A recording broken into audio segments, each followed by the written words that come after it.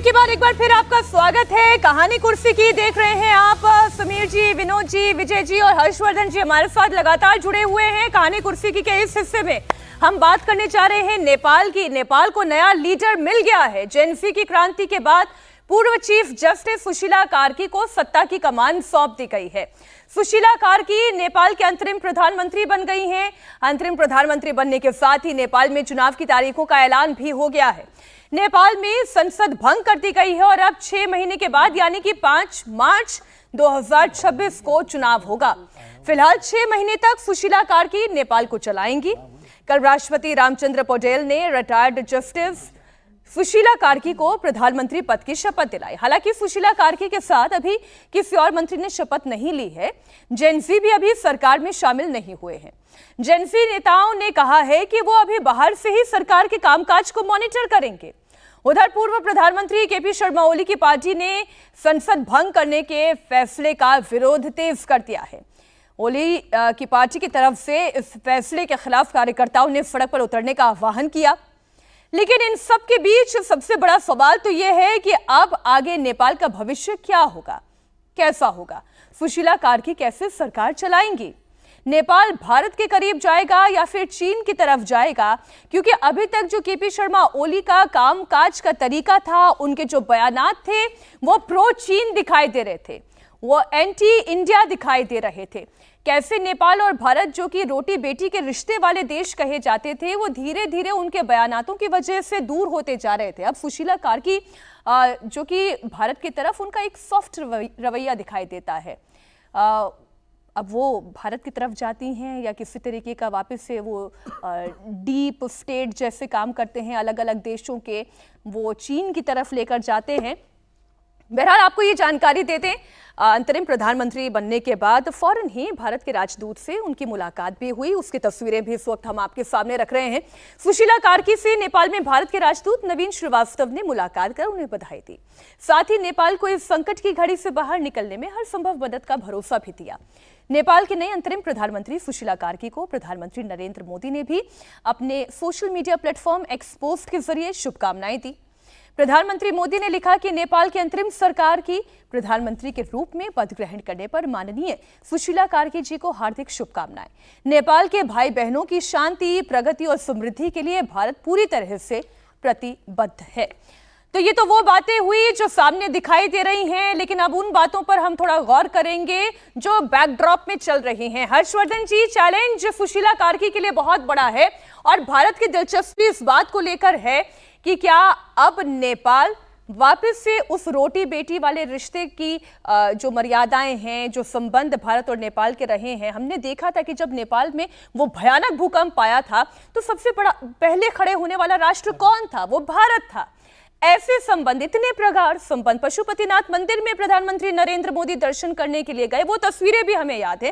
लेकिन बीते 11 सालों में और खासतौर पर केपी शर्मा ओली के आने के बाद धीरे धीरे डायमेंशंस चेंज होते गए। अब क्या होने जा रहा है नेपाल में? देखिए, हमारे और नेपाल के जो संबंध हैं वो मैं बार बार कहता हूं कि दोस्त वाले रिश्ते नहीं है। दोस्त हम तब कहते हैं ना जिससे हम कहते हैं कि इससे कोई नया रिश्ता बनाना है, हमारा उसका कोई जो कहते हैं ना कि खून का रिश्ता नहीं है, कोई और रिश्ता नहीं, तो हम कहते हैं हमारा दोस्त है, यानी सबसे नजदीकी रिश्ता है। लेकिन भारत और नेपाल का रिश्ता दोस्त से बहुत ऊपर का है। जो हम कहते हैं ना भाई का रिश्ता, खून का रिश्ता, संस्कृति का रिश्ता, हिंदू होने का रिश्ता, हिमालयन जो बाउंड्री है उसका रिश्ता, यानी किसी भी तरह से अगर हम देखें तो हम जुड़ते हैं। तो हमारा कोई वो वाला रिश्ता नहीं कि मैन्युफैक्चर फैक्ट्री में तैयार किया हुआ रिश्ता नहीं है। चाइना के साथ जिस तरह से जो भारत के जेएनयू में ही पढ़े हुए कम्युनिस्ट नेता थे वो भारत के ही खिलाफ लग गए। रिश्ते क्यों बिगड़े हैं?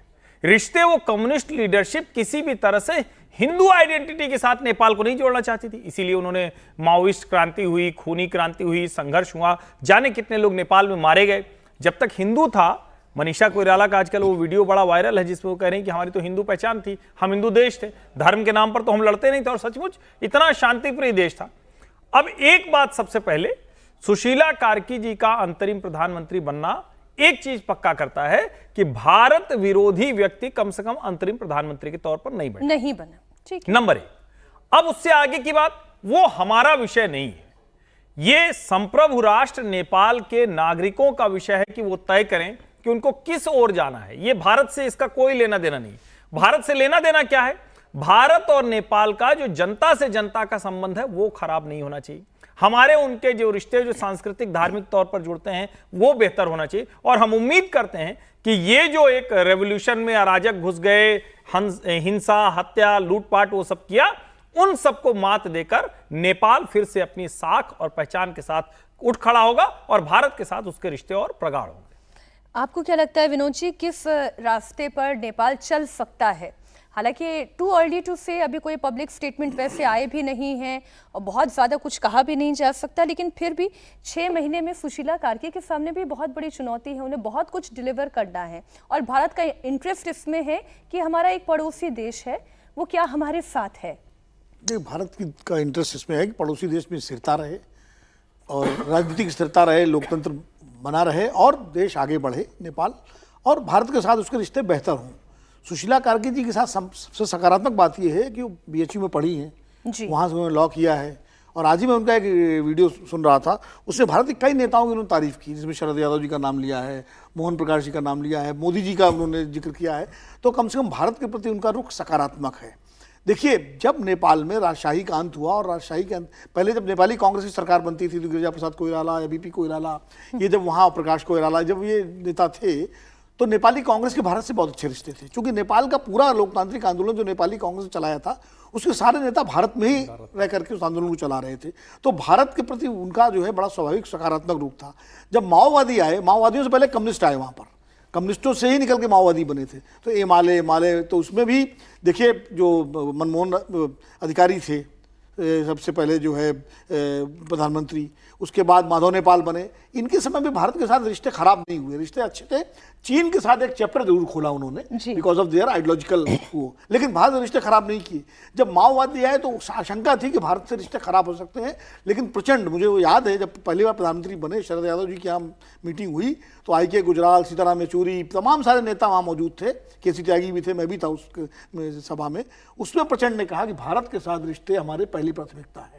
और प्रचंड जब तक जितनी बार भी प्रधानमंत्री बने भारत से रिश्ते खराब नहीं हुए।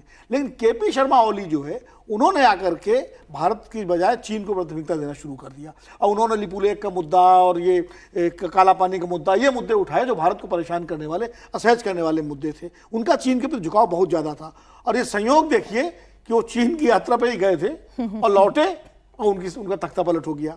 सुशीला कार्की जी के आने से कम 2 बातें बहुत स्पष्ट हैं। एक तो भारत विरोधी नहीं है वो, दूसरा वो एक बैलेंस संतुलित महिला है, किसी तरह से किसी पार्टी से उनका लेना देना नहीं है, उन पर एक भरोसा है, ईमानदार छवि है उनकी, जब वो कॉन्स्टिट्यूशन की समझ एक्सपर्ट है और एक सुप्रीम कोर्ट जस्टिस के रूप में उन्होंने चीफ जस्टिस के रूप में बहुत अच्छा काम किया है वहां पर, इसलिए सबको उन पर भरोसा है। लेकिन चुनौती उनके सामने ये है, अभी KP शर्मा ओली की पार्टी का आपने पढ़ाई बताया कि वो लोग कह रहे हैं, अभी जो प्रचंड की पार्टी है माओवादी सी, वो क्या करेंगे, नेपाली कांग्रेस क्या करेगी, जो राजनीतिक दल भी नेपाल में हैं, जेनजी क्या करेंगे? सुदन गुरुंग ऐसा तो नहीं है कि कोई, जेनजी अपने आप में एक मंत्री तो वो बन नहीं सकते। अब ये बाहर से मॉनिटर करने वाला सिस्टम मुझे आज तक समझ में रहकर आप मॉनिटर कर सकते हैं। एक कोई समरूपता नहीं है, अलग अलग ग्रुप है उसमें। अब कौन सा ग्रुप किसके साथ जाएगा, तो ये चुनौतियां हैं उनके सामने। लेकिन आते ही उन्होंने एक बहुत अच्छा काम किया, तारीख घोषित की 6 महीने बाद मार्च में लोकतंत्र, इससे लोकतंत्र के प्रति उनकी प्रतिबद्धता स्पष्ट रूप से झलकती है। और बेहतर यह है कि नेपाल और भारत मिल करके वहां के उस देश की तरक्की के लिए भारत, और कॉन्स्टिट्यूशनल सिस्टम पर भी आवाम का भरोसा आता है अगर इस तरीके से तुरंत शपथ लेने के साथ साथ तारीखों का ऐलान कर देना, उनकी तत्परता भी दिखाई देती है और लोगों को भी विश्वास होता है। लेकिन नेपाल के बिगड़े हुए हालातों की तस्वीरों के बाद नेपाल पर जब सबकी निगाहें टिकी हुई हैं, इन सबके बीच भारत के अंदर नेपाल वाले हालात को विपक्ष हथियार बनाने की कोशिश कर रहा है। बार बार भारत में नेपाल जैसे हालात पैदा हो जाने की चेतावनी दी जा रही है। इस पर हम जानते हैं एक लंबी चर्चा हुई है, लेकिन अब देखिए संजय राउत से लेकर तेजस्वी यादव तक ने एक ऐसी बात कही। अब इस फहरिस्त में अखिलेश यादव का नाम भी जुड़ गया है। अखिलेश यादव ने नेपाल में हिंसक प्रदर्शन का जिक्र करते हुए एक बयान दिया। उन्होंने कहा कि वोट की डकैती होगी तो पड़ोसी देश की तरह जनता यहां भी सड़क पर दिखाई दे सकती है। अखिलेश यादव ने कहा कि सरकार और चुनाव आयोग को यह सुनिश्चित करना चाहिए कि वोट चोरी कहीं ना हो, नहीं तो जो पड़ोस में जनता करती दिख रही है, हो सकता है वो यहां की सड़कों पर भी दिखाई दे। और भी कई सवाल थे, गरीबी के, बेरोजगारी के, महंगाई के, और जो जिस जनरेशन के बारे में बात हो रही है वो लोग भी कुछ सोशल मीडिया में चीजों को प्रोपोगेट कर रहे थे। तो बहुत सारी चीजें हैं जिनको किया जा सकता है एक साथ जोड़ करके। इसी तरह की वोट की डकैती होगी तो हो सकता है जो आसपास के देशों में जनता सड़कों पे दिखाई दी, हो सकता है जनता भी सड़क पर दिखाई दे। ये जो हो सकता है वाली बात है, ये आप संभावना के तौर पर भी बोल सकते हो, आप चुनौती के तौर पर भी इसे समझ सकते हो, या फिर आप चेतावनी भी बता सकते हो। विजय जी, इन तीनों में से क्या थी? संभावना थी, चेतावनी थी, चुनौती थी? मैं इन तीनों से अलग शब्द की चर्चा करूंगा। करिए। वो है कि चिंता की। हमें नेपाल को लेकर चिंता करनी चाहिए और उस चिंता का कोई असर हम पे ना पड़े, इसको ध्यान रखना चाहिए। ये विपक्ष के नेताओं के लिए भी चेतावनी भी तब जब चिंता पहले हम करें कि भाई ये जो अखिलेश जी के भाषा में चिंता थी, उनके भाषा में चिंता थी या चेतावनी थी? नहीं, वो तो आपकी तो चिंता है, वो अलग राजनीति थी। मैं ये कह रहा हूँ कि अखिलेश जी को, विपक्ष के नेताओं को ये चिंता जाहिर करनी चाहिए। नेपाल में जो कुछ हुआ वो चिंताजनक है और हमें इस पर ध्यान रखना चाहिए। ये एक ठीक बात हो सकती है, लेकिन इसके दो एस्पेक्ट है। एक तो ये कि क्या नेपाल जैसा यहाँ होने वाला है, एक तो इसकी आप चिंता मत करिए, नहीं यहाँ नहीं होने वाला। हिंदुस्तान एक मजबूत लोकतंत्र है और यहाँ जब भी लोगों को किसी सरकार पर, ये नहीं कह रहा कि ये सरकार मजबूत है, मतलब रहेगी हमेशा, लेकिन किसी सरकार पर यदि अविश्वास होता है तो वो लोकतांत्रिक तरीके से उस सरकार को हटा देती है जी। मोटे तौर पर कभी कोई हिंसा नहीं होती। अब ये अंगूर पता नहीं कहाँ लटके हैं, कहाँ खट्टे हैं, ये मुझे नहीं पता, लेकिन मुद्दा वो नहीं है। चिंता हमारी ये होनी चाहिए। और नेपाल के सिलसिले में मैं एक बात कहना चाहता हूँ कि सुशीला जी ने बहुत अच्छा किया कि तारीख भी दे दी और उस पर अड़े रहे कि वो उस पर हो जाए, कि बाद में ये ना हो कि फिर 6 महीने बाद कोई कारण दिखाई दे, बांग्लादेश की जैसा ना हो, वो अच्छी बात है। और तमाम बातों में सबसे महत्वपूर्ण बात जो है कि चीन कैसे बिहेव करेगा। अब ये ऐसा नहीं है ना कि वो चीन ने छोड़ दिया कि चलो अब ये चैप्टर खत्म हो गया, सुशीला जी आ गई तो हम छोड़ देंगे, ऐसा तो नहीं होगा ना। तो चीन कैसे रेस्पॉन्ड कर रहा है उसकी तैयारी भी नेपाल को करनी चाहिए और भारत को उसकी चिंता करनी चाहिए या जागरूक रहना चाहिए कि वो कैसे कर रहा है। नेपाल अपनी लड़ाई खुद लड़ेगा, लेकिन हम, ये रिश्ता हमारा दोस्ती वाला भी नहीं है। दोस्ती वाला रिश्ते में भी कुछ ना कुछ होता है जी, कारण होता है जी। एक भाई में, एक परिवार में कोई कारण नहीं होता ना। हम उस तरह से नेपाल को देखते हैं। दोस्ती में भी कोई ना कोई कारण होता है जिससे हम उसके साथ होते। भाई में, परिवार में, अच्छा हो बुरा हो, हम उसके साथ खड़े होते हैं। वैसा रिश्ता भारत का नेपाल के साथ है, वो उसके साथ खड़ा रहे। लेकिन वो खड़े रहना भी ऐसा है कि दो भाई जैसे दो घर में अलग अलग रहते हैं ना, लेकिन जब भी संकट होता है तो साथ खड़े होते हैं, लेकिन जब संकट हो तब तक खड़े रहते हैं। भारत तो हमेशा किसी के भी संकट में साथ ही रहा है, फिर चाहे वो अर्दवान के साथ खड़ा हो गया था, टर्की के साथ भी खड़ा हो जाता है, चाहे वो नेपाल की स्थिति रही हो। लेकिन भारत को भी चाइना कैसे बिहेव करता है इसको ध्यान रखना चाहिए, क्योंकि अभी हमारी भी चाइना से थोड़ी सी नई दोस्ती फिर से हुई है। तो उस दोस्ती को भले ही ध्यान रखें, लेकिन चाइना आगे क्या करता है, क्योंकि मुझे नहीं लगता कि वो इतनी शांति से बैठ जाएगा कि वहां पर सत्ता परिवर्तन ओली साहब का हो गया है। नहीं, शांति से अगर चाइना नहीं बैठेगा तो भारत भी ऐसा नहीं कि आंख पे पट्टी बांध के बैठा रहेगा। लेकिन मैं इस इंडियन चैप्टर की बात कर रही हूँ, Indian chapter because of Nepal chapter. तो यहाँ पे ये जो अखिलेश यादव समीर जी कहना चाह रहे हैं, वो क्या कहना चाह रहे हैं?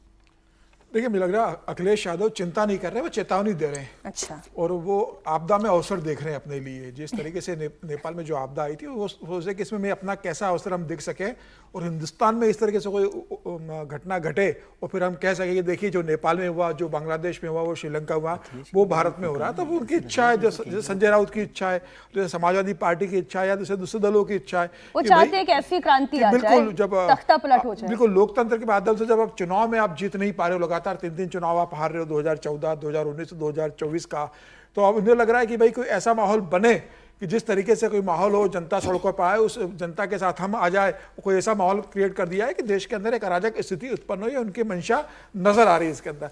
लेकिन भारत और नेपाल की तुलना में मुझे लगता है कि मतलब बहुत फर्क है भारत के और नेपाल के अंदर। भारत एक बहुत मजबूत डेमोक्रेटिक कंट्री है। नेपाल दुनिया के किसी भी लोकतांत्रिक देश की भारत से तुलना नहीं की जा सकती। भारत में हमेशा लोकतंत्र मजबूत रहा है और इतना मजबूत रहा है कि इंदिरा गांधी के आपातकाल थोपने के बाद भी 19 महीने बाद चुनाव इंदिरा गांधी को ही करवाने पड़े। इंदिरा गांधी ने खुद ने चुनाव डिक्लेयर किया, जनता ने उन्हें हरा दिया। और जब वो सरकार आई 2.5 साल में, अगर वो सरकार भ्रष्टाचार में शामिल हो गई, तमाम तरह के जो उम्मीदें थी वो सरकार फेल हो गई, तो जनता ने फिर इंदिरा गांधी को प्रधानमंत्री बना दिया 1980 के अंदर। तो हिंदुस्तान की जनता बहुत मैच्योर है इस चीज़ों को लेकर। मुझे लग रहा है कि हिंदुस्तान में जब भी जनता को नाराजगी सरकार से होती है तो वो 5 साल धैर्य से इंतजार करती है जी, अपने मताधिकार का इस्तेमाल करती है और सत्ता परिवर्तन करती है। अगर नेपाल के बारे में मैं कहूँ, सुशीला जी के बारे में एक बात, तो देखिए अभी तो वो जानती है कि 10 सितंबर के पहले वो प्रधानमंत्री नहीं थी, वो 5 मार्च 26 के बाद उनको रहना नहीं है, वो किसी राजनीतिक दल से आती नहीं है, कोई उनको लंबी राजनीति नेपाल में करना नहीं है, तो वो फिलहाल अभी तटस्थ रहेगी। जैसे सुप्रीम कोर्ट की जज रही थी वैसे जज की भूमिका में रहेगी। सरकार तय करेगी कि उसको क्या रुख अख्तियार करना है, क्या भारत के करीब जाना है, क्या चीन के करीब जाना है। आने वाली जो सरकार है वो नेपाल का भविष्य तय करेगी। सुशीला कार्की की स्थिति यह होगा कि 6 महीने देश में शांति रहे, निष्पक्ष चुनाव हो और जिसको नेपाल की जनता चुनकर दे उसे सत्ता सौंप दे। अब क्या अभी ओली साहब की पार्टी को क्या चुनाव लड़ने की अनुमति जेनेक्स देगी क्या? जैसे वो गए हैं वो वैसे लौट आए, ऐसी संभावना भी थोड़ी सी कमी दिखाई दे रही है। अभी हमें एक छोटे से ब्रेक के लिए रुकना होगा और ब्रेक के बाद इसमें तेजस्वी यादव भी क्या बोल रहे हैं उस एंगल पर भी हमें थोड़ा गौर करना होगा।